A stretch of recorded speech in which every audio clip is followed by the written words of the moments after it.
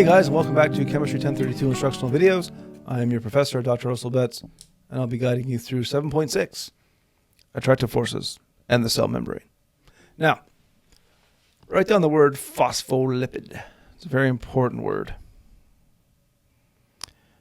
It's the main structural component of a cell membrane is a phospholipid.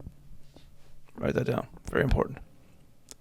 Phospholipids have a glycerol backbone, so they basically are going to look just like triacylglycerides.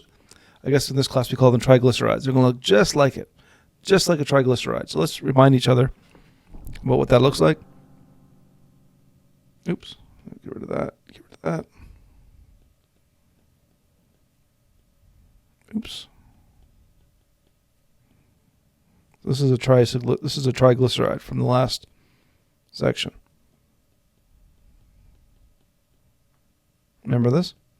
That big nasty molecule makes up fats and oils. Fats are unsaturated, oils are unsaturated. That's a triglyceride. Now, phospholipids look just like this. Only they only have two. They only have two of them. Two long chain hydrocarbons. The third OH, or the third O, is bonded to a phosphate containing group, and it is ionic, which means it's water loving, hydrophilic. Okay, that's what it means.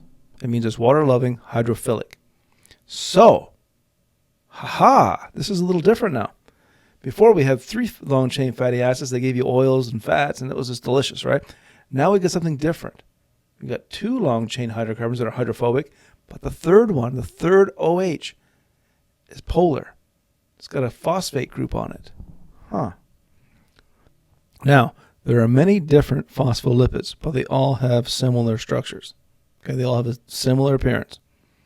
The two tails of the phospholipid affect the overall shape of the molecule. The phospholipids have a cylindrical shape with a much larger group, or head, much larger head, which hinders their ability to form micelles. So we're not going to get micelles now because the polar head is just too large. Okay. Instead, we're going to get something that looks like this. And now we have the head here. Now with soap, we only had one of these tails. Phospholipids, there are two. Okay. And this head, this polar head, is much larger than a fatty acid. Okay, than a soap. But here's the kicker. Here's what causes it all to happen. That phosphate containing group right there, which is polar. Changes everything.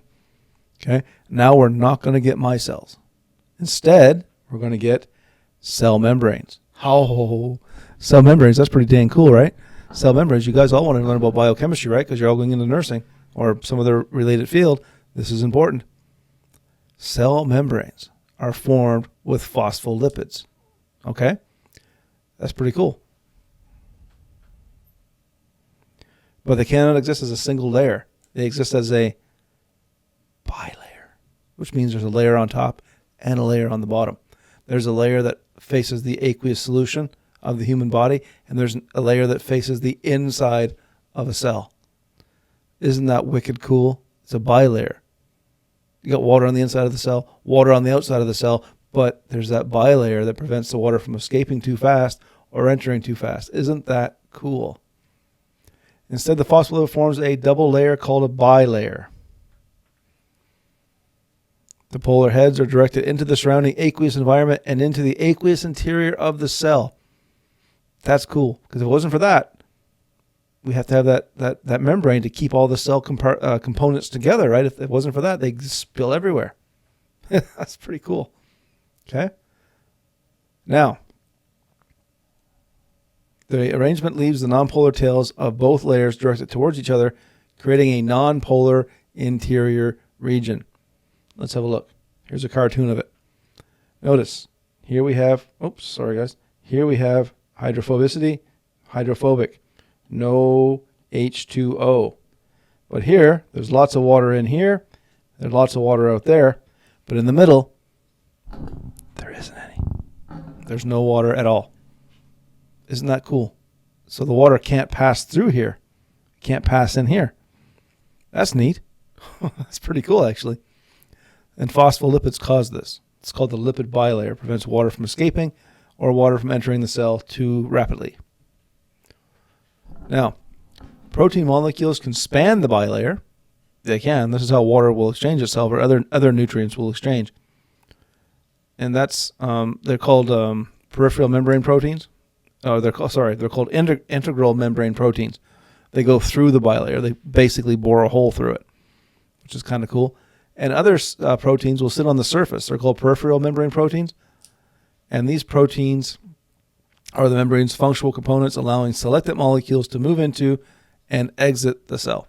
So proteins will allow for this. The bilayer won't. The bilayer just refuses to let water or anything else through. But the proteins that go through the bilayer can. They can allow it to happen.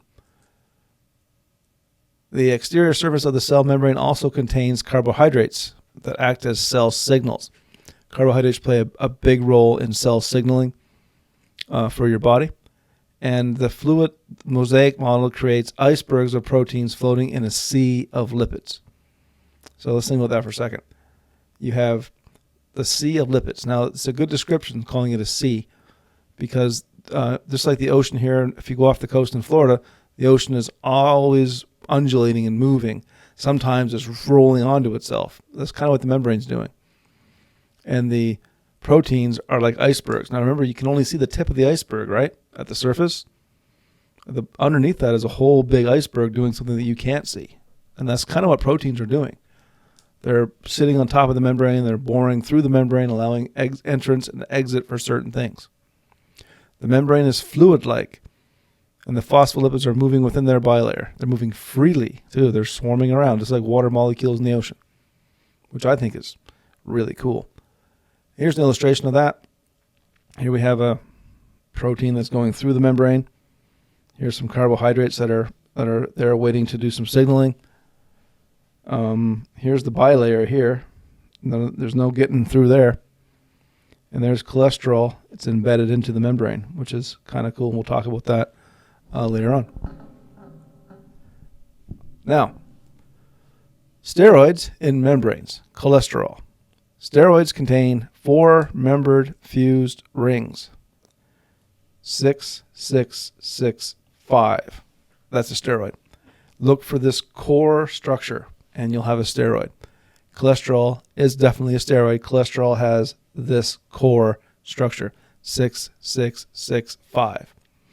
Okay? Even though steroid structure differs greatly from the structures of fatty acids and triglycerides, they are still nonpolar. They don't like water. They hate water. But they love that cell membrane because it's nonpolar on the inside. Okay? Steroids. Steroids contain the steroid nucleus. Let's take a look. 6, 6, 6, 5. All steroids have it. There are numerous. Cholesterol will situate itself so that the OH group protrudes out of the aqueous environment, into the aqueous environment, while the rest of the molecule nestles in the nonpolar interior of the membrane. That's pretty convenient. Cholesterol can slip in between the saturated hydrocarbon tails of the phospholipids, increasing fluidity. So it makes the membranes not so